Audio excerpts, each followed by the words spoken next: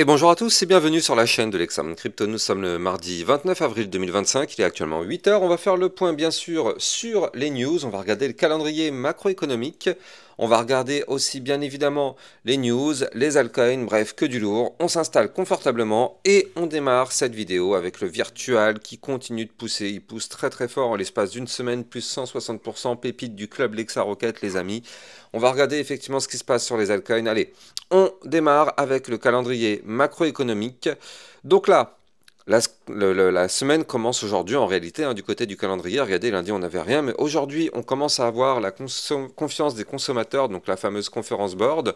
On aura aussi le rapport GOLTS et surtout demain on aura le PIB trimestriel, on aura le PCE Core annuel mars, on aura le PCE Core mensuel mars et le stock de pétrole brut. Et on continuera la semaine avec d'autres news, mais déjà dès demain, ce sera des news quand même très intéressantes par rapport aussi à l'inflation. Donc on va surveiller tout ça en détail. En attendant, on a des news pas trop mal non plus du côté de la crypto. Alors déjà dans le club Lexa Rocket, on avait vu la crypto io.net et la crypto-monnaie RSR. On avait vu aussi sur YouTube la crypto-monnaie ANKR, la crypto Ondo dans le club là aussi. Et du côté des news, prévision choc, un bitcoin à 210 000 dollars en 2025, pardon, c'est ce que la société de trading quantitatif Presto annonce. Donc ça pourrait sembler être une projection folle, en tout cas, pour eux, le Bitcoin pourrait atteindre 210 000 dollars en 2025. Écoutez, j'aimerais y croire, mais moi je vous l'ai déjà dit, moi je pense qu'effectivement quand on sera au top du bull run, je pense qu'on sera plutôt aux alentours des 150 000 dollars, entre 130 et 150 000 dollars, peut-être même un tout petit peu plus. Je vois vraiment pas comment on pourrait aller beaucoup plus haut, mais bon. Après, tout est possible, vraiment tout est possible, c'est ce qu'on espère, on espère vraiment qu'on va continuer à décoller, bien sûr to the moon, mais bon, en attendant, restons quand même plutôt terre à terre. Crypto Détente qui nous pousse, qui a eu des afflux massifs sur les produits crypto. En effet, la semaine dernière, les produits d'investissement en crypto ont enregistré 3,4 milliards de dollars d'entrée, donc avec quand même un Bitcoin qui a pas mal poussé. On a eu derrière la team Melania qui nous pousse une stratégie en DCA, donc l'équipe Melania pardon, applique la stratégie DCA pour la vente de ses jetons.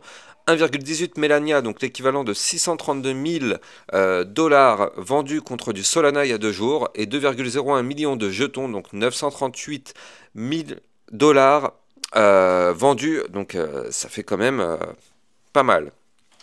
Attention, déblocage de SUI en approche. La semaine prochaine, le SUI va débloquer 317 millions de dollars en tokens. Les 6 prochains projets combinés totalisent juste 150 millions de dollars. Donc regardez, on va avoir le SUI, le Omni, le NA, l'Optimism, alors UDS, je ne connais pas, le Ronin et le Camino. Donc ça, il va falloir surveiller ça. Effectivement, ça peut avoir des impacts. Le Bitcoin s'envole, mais sans le retail. En effet, le PDG de Bitwise, Hunter Horsley, souligne que le Bitcoin approche, maintenant il est à 94 000 dollars, mais les recherches Google restent historiquement basses. Ce rallye est drivé par les institutions, les entreprises et les nations, pas par le grand public. Donc on le sait en général, quand on a un bull run, c'est parce que le grand public arrive. C'est ça d'ailleurs qui fait aussi pas mal pousser les prix, ça achète vraiment frénétiquement dans tous les sens. Et là, on n'y est pas encore parce que pour l'instant, on le voit effectivement du côté des recherches, c'est très peu.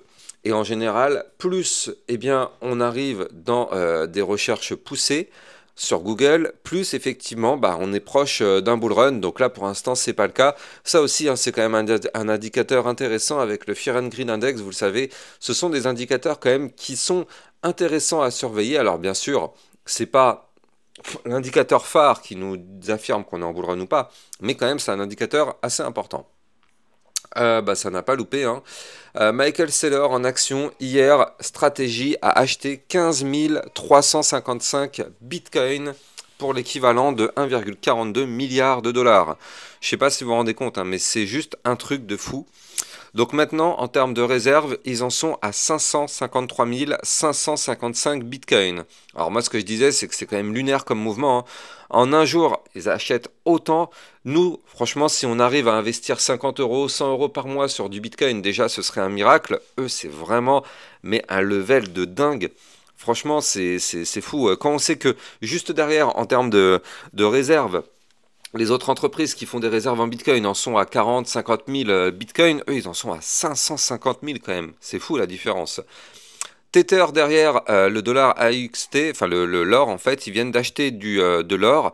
En effet, ils renforcent le dollar AUT, enfin XAUT, donc l'or, avec un achat de 7,7 tonnes, un mouvement stratégique pour solidifier la couverture en or de son stablecoin. Donc c'est plutôt une manœuvre de confiance effectivement pour l'or. Donc bon, on verra bien ce que ça va donner sur la durée. Trump qui nous refait encore du Trump. Il promet une révolution fiscale. En effet, le président annonce que les impôts fédéraux sur le revenu pourraient être considérablement réduits ou même supprimés. Objectif, après la mise en place complète du nouveau régime tarifaire. Donc, écoutez, on verra bien. Après, s'ils arrivent à supprimer leurs impôts du côté des USA, ce sera très bien pour eux. C'est-à-dire que les Américains ne paieront pas d'impôts. Alors après, reste à voir comment ils vont gérer tout ça. Mais c'est vrai que il faut surveiller ça, parce que qui dit moins d'impôts dit plus d'argent, plus de reste à vivre, et donc ça permet aussi d'injecter, pourquoi pas, en crypto, donc ça peut avoir indirectement un impact positif. Le GBTC reste le roi des revenus. En effet, près de 16 mois après le lancement des ETF Bitcoin Spot, le GBTC de Grayscale génère 268 millions de revenus annuels implicites. C'est ce que tous les autres ETF Bitcoin combinés font, donc c'est quand même assez fou à lui tout seul en fait. Selon CryptoQuant, l'indice Bitcoin Bull Score atteint 60, donc c'est un signal clair de regain d'optimisme sur le marché.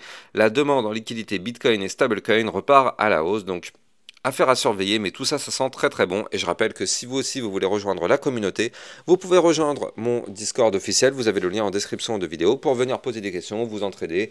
Donc n'hésitez pas, le lien est en description de vidéo. Tout comme d'ailleurs mon lien Twitter officiel, vous avez là aussi le lien en description. Et n'oubliez pas que vous pouvez rejoindre le club Lexa Rocket si vous aussi vous souhaitez recevoir encore plus de vidéos avec des belles opportunités et des vidéos de suivi régulières par rapport à plein de cryptos. N'hésitez pas, ça se passe dans le club Lexa Rocket. Allez! Le lien est en description de vidéo. On va démarrer l'analyse technique. Avant, bien évidemment, je rappelle à tout le monde que tout ce que je vais dire dans cette vidéo n'est en aucun cas un conseil financier. C'est à vous de faire vos propres recherches. Et n'oubliez pas que le trading de crypto comporte des risques de pertes partielles ou majeures. On démarre. On démarre. Alors, je vais chercher mon Bitcoin. Et on a un Bitcoin qui, hier, a fait plutôt une belle journée. On a terminé dans le vert. C'est plutôt pas mal. Maintenant, encore une fois, on n'a pas réussi à breaker les niveaux clés. Souvenez-vous, hein, on a toujours cette résistance qui est ici. Alors on en a une à 95 113 et on aura les 96 188. Pour l'instant, on n'arrive toujours pas à breaker ces résistances-là. Je rappelle que tant qu'on n'arrive pas à breaker ces résistances, malheureusement, eh bien, on va avoir des galères sur le Bitcoin, en effet, hein, là on commence à être bloqué, et surtout même pire que ça, attention, je préfère mettre une alerte importante, attention, on a une divergence baissière qui est en train de se mettre en place, du côté du graphique on monte, du côté du RSI on descend. Attention, on a un début de divergence baissière. De toute façon, ça fait déjà plusieurs jours que je vous mets en garde. Ça fait déjà plusieurs jours que je vous dis de faire extrêmement attention. Là, on n'en est plus à un niveau sur lequel il faut se dire est-ce que je dois acheter du Bitcoin maintenant? Là, on en est à un niveau sur lequel on doit se dire que là, on va très sûrement retracer pour revenir rechercher des points clés un peu plus bas pour avoir de meilleures opportunités long terme pour pouvoir, pourquoi pas, reprendre position.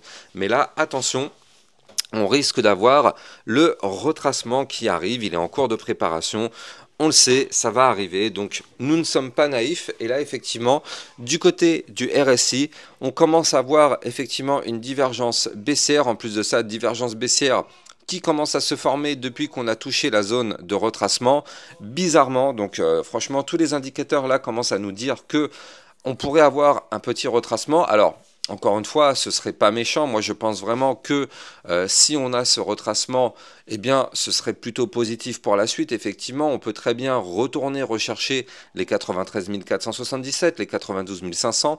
On pourrait même rechercher, pourquoi pas, les 89 631 ou encore les 88 035. Ça ne changerait pas forcément la structure long terme du Bitcoin. Je rappelle que le Bitcoin, là, depuis maintenant quelques semaines, a repris une tendance long terme en faisant des points bas de plus en plus haut, des points hauts de plus en plus haut. Donc même si on retrace, c'est pas grave, c'est pas grave. Donc là, effectivement, il va falloir surveiller tout ça du côté du Bitcoin. C'est peut-être pas forcément le meilleur moment pour investir. On aura peut-être de meilleures opportunités en cas de retracement.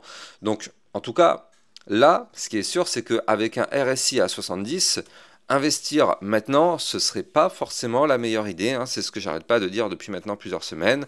Maintenant, ce qui est plutôt la bonne nouvelle, c'est que vous le voyez, on est quand même bel et bien au-dessus de notre ruban de moyenne mobile. Donc ça, on le sait, ça veut dire que sur du long terme, on est plutôt, enfin pardon, sur du moyen terme, on est plutôt haussier. Et je rappelle que tant qu'on est au-dessus du ruban, la configuration est haussière. Donc nous, pour l'instant, c'est le cas. On va très sûrement revenir retester ce ruban, mais en attendant, on est quand même dans une configuration haussière. Donc ça, c'est plutôt pas mal du tout du côté du Bitcoin. Et je rappelle aussi qu'il faut se méfier, mais regardez, le momentum MACD est en train de perdre de la force. Donc là, on risque bientôt d'avoir le cross bear pour que les bears puissent reprendre la main et justement faire ce fameux retracement. Donc on n'y est pas encore, on va surveiller ça. On peut très bien, encore une fois, pousser encore un tout petit peu, aller chercher les 96 188, peut-être même les 98 ou encore, pourquoi pas, les 100 000 $, mais quand même, quoi qu'il arrive, on aura très sûrement le retracement par la suite, étant donné que la configuration nous l'indique très sérieusement. On nous affiche là sur ce graphique que un retracement est en préparation. Ça n'empêche pas qu'on peut encore monter un petit peu, mais en tout cas, il ne faudra pas être naïf. On peut très bien monter un petit peu, ça ne voudra pas dire que ça y est, on repart to the moon. Donc là, il faut vraiment surveiller ça et il faut toujours respecter les marchés financiers, comme je vous le dis à chaque fois. C'est pas parce qu'on monte qu'on va continuer de monter. Beaucoup de personnes pensent que c'est justement quand ça monte qu'il faut investir. Je rappelle que ça, malheureusement, c'est ce qu'on appelle le FOMO, donc le Fear of Missing Out. Et malheureusement, quand ça monte, en général, c'est que c'est déjà trop tard parce que malheureusement, les opportunités étaient avant la hausse. Je rappelle la règle, on achète en bas, on revend en haut. On n'achète pas quand c'est en haut. Et là, actuellement, par rapport au mouvement qu'on a eu depuis 2-3 semaines, on est en haut par rapport à ce mouvement. Donc, attention, retracement en approche, même si on peut encore pousser un petit peu, mais attention quand même, là, il faut le noter d'un point de vue court terme. Là, je suis passé en vue 4 heures, regardez ça.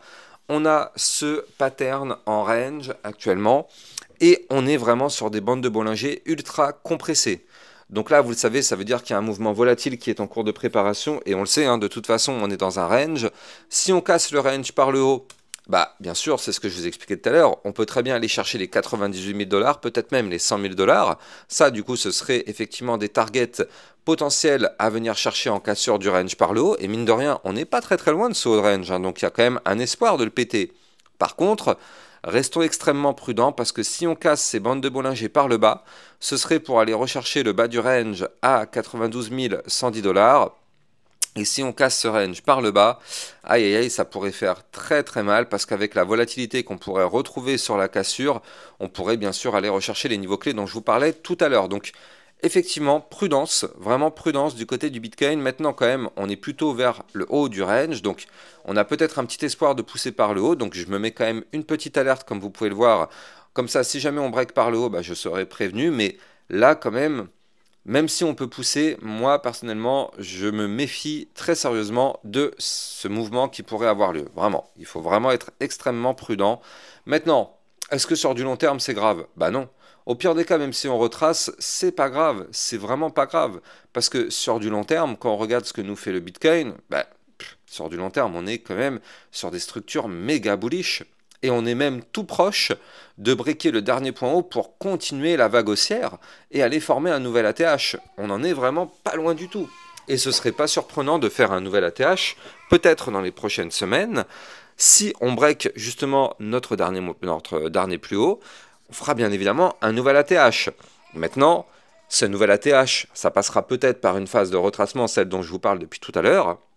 Mais sur du long terme, c'est pas grave. Même si on retrace, regardez, imaginons par exemple, on retrace, on retourne rechercher, je sais pas moi, les 89 000 $, peut-être même les 85 000, peut-être même encore plus bas. Mais si derrière c'est pour aller chercher les 120, 130 000 $, je dis, ce retracement, ce serait pas grave. Il faut juste vraiment voir ses objectifs, il faut vraiment avoir une stratégie, et il faut aussi voir sur du long terme. C'est pas parce qu'on a un retracement de plusieurs milliers de dollars que c'est la fin du monde et que ça y est, on part en bear market. Je rappelle que là, il y a encore 2-3 semaines, tout le monde parlait de bear market. là ça y est, on commence à remonter un peu. Toutes les personnes qui parlaient de bear market commencent à changer un peu leur discours. Donc bon, il faut vraiment rester fidèle à ses positions, il faut vraiment avoir une bonne vision des choses pour ne pas se faire piéger par ce marché qui est, je le rappelle, extrêmement capricieux du côté des crypto-monnaies. C'est le marché le plus volatile, il faut quand même le noter.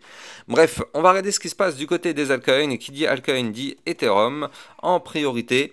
Alors, du côté de l'Ethereum, alors pour l'instant, attention, on n'arrive pas trop à récupérer vraiment de la force, vous le voyez, hein, on est revenu retester justement le niveau clé dont je vous parlais il y a quelques jours, là, les fameux 1860 $, ça y est. On est venu le tester avant-hier, malheureusement on n'a pas réussi à réintégrer du côté de l'Ethereum, donc ça c'est quand même délicat, hein, quand même, il faut absolument réintégrer ce niveau clé. Avant de continuer, je rappelle que si vous voulez trader toutes les crypto-monnaies, vous pouvez utiliser mon lien de parrainage Binance que vous avez en description de vidéo, qui vous permet d'obtenir un bonus à vie sur vos frais de trading, et ça vous permet de trader sur une plateforme enregistrée PSAN auprès de l'AMF, le lien est en description de vidéo. Donc là, du côté de l'Ethereum, tant qu'on n'arrive pas à réintégrer le range avec une réintégration des 1860 $, il faut rester prudent. Alors oui, si on arrive à réintégrer, effectivement, le graphique nous montre qu'on pourrait rechercher, pourquoi pas, le haut du range qui se situe ici à 2105 $. Et si on casse ce range par le haut, on pourrait effectivement continuer la poussée haussière, mais pour l'instant, comme vous pouvez le voir, on n'arrive pas à récupérer ce bas de range. On est venu le toucher, donc déjà c'est une bonne nouvelle, on l'a touché, mais on n'a pas réussi à réintégrer. Or, tant qu'on ne réintègre pas, malheureusement, on est bloqué par cette résistance. Alors, quand même, il faut le noter, depuis le 7 avril, on est sur une tendance haussière, on fait des points bas de plus en plus haut, des points hauts de plus en plus haut. Donc là, du côté de l'Ethereum, on a quand même un espoir de remonter. Mais attention, même si ici on a une petite tendance haussière depuis le 7 avril, dans l'ensemble, la tendance de fond reste quand même baissière. Donc c'est pour ça qu'il faut être prudent, c'est pas parce que là on a une petite remontada que ça y est, on va être to the moon, non. Je rappelle que tant qu'on ne récupère pas les niveaux clés dont je vous ai parlé, donc déjà les 1860 et surtout par la suite ici les 2108, on reste dans une configuration baissière. Si maintenant on commence à casser les 2108 et les 2146, on casse la tendance baissière et on pourrait cette fois-ci démarrer une tendance haussière, mais on n'y est pas pour l'instant, on n'y est pas, donc prudence quand même du côté de l'Ethereum, on reste toujours dans une configuration plutôt moyen terme, baissière, même s'il y a quand même de l'espoir. Mais bon, tout dépend encore une fois du Bitcoin, hein. Je rappelle que tant que le Bitcoin ne chute pas, tout va bien. À la seconde où le Bitcoin se met à chuter, tout le marché crypto va chuter. Il faut aussi noter que la Bitcoin dominance reste extrêmement haute. Regardez ça, la Bitcoin dominance qui est toujours bloquée par ma résistance à 64,30 et heureusement d'ailleurs, hein, heureusement. La semaine dernière, on est venu chercher cette résistance. On a clôturé d'ailleurs la semaine dernière dessus. Heureusement qu'on n'a pas breaké la semaine dernière parce que si on se met à breaker la résistance des 64,30% du côté de la Bitcoin dominance va continuer de reprendre de la force et malheureusement du côté des altcoins, il n'y aura pas grand-chose, hein. Il ne va pas se passer des gros mouvements tant que la Bitcoin dominance reste aussi forte. Donc là, c'est pour ça que pour l'instant, on se fait rejeter. Le scénario idéal, ce serait d'avoir un rejet de la Bitcoin dominance. On retrace un peu, ce qui permettrait aux altcoins de s'exprimer. Alors ce ne serait pas une alt season comme ce que certains youtubeurs sont déjà en train de vous parler. Là, ça y est, j'ai vu 2-3 youtubeurs vous parler de alt season, ça y est, c'est bon. Non, ce ne serait pas une alt season, ce serait juste tout simplement une phase de recovery du côté des altcoins. Les altcoins qui n'ont pas trop performé alors que le Bitcoin a performé, celle-ci devrait effectivement reprendre de la force, mais ce ne serait pas une alt season. La vraie alt season aura lieu quand le bull run sera terminé. Là, effectivement, derrière, les liquidités vont passer du Bitcoin aux altcoins, mais on n'y est clairement pas du tout. Là, ce serait juste une phase de recover pour que les altcoins puissent récupérer effectivement ce qu'elles n'ont pas réussi à faire. Allez, si vous avez kiffé la vidéo, n'oubliez pas de liker, commenter, partager au maximum. Abonnez-vous à la chaîne YouTube pour recevoir tous les jours 1, 2 à 3 vidéos concernant le Bitcoin et les altcoins. Excellente journée à vous, à plus tard, ciao ciao. Bitcoin, Ethereum, you know the drill. Lost it all but came back with the skill. But now I'm back, crypto millionaire, that's a fact. Diamond hands through the crash, now my wallet's looking stacked.